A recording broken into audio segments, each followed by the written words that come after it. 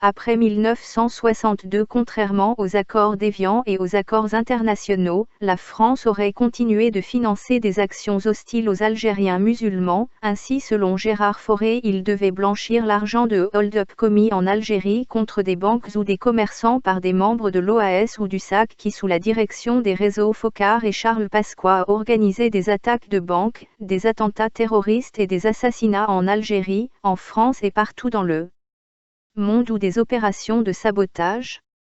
Ces méthodes criminelles et mafieuses bafouent toutes les lois internationales.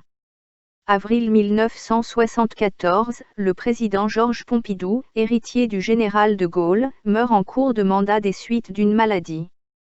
Les relations en voie d'apaisement entre la puissance coloniale et son ex-colonie, l'Algérie, vont prendre une tournure sournoise, voire dangereuse.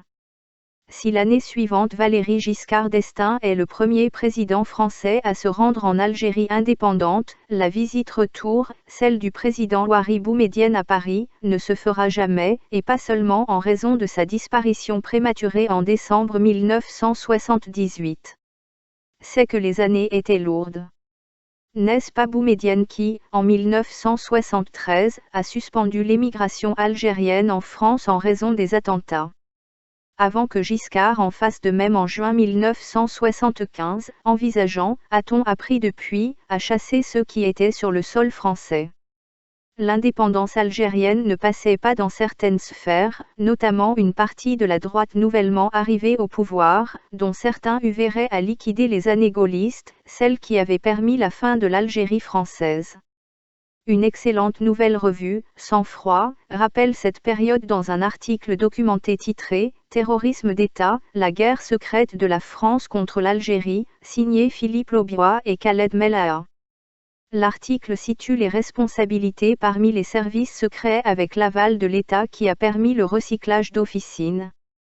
Ainsi, d'anciens responsables des services citent nommément les DOP, les détachements opérationnels de protection. C'étaient les tortureurs officiels.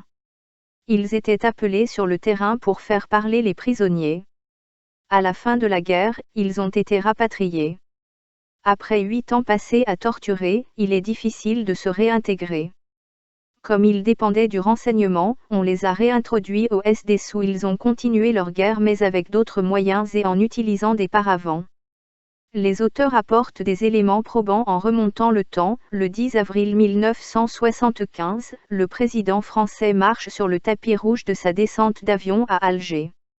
Il veut améliorer les relations et tirer un trait sur le passé. Il y a du travail.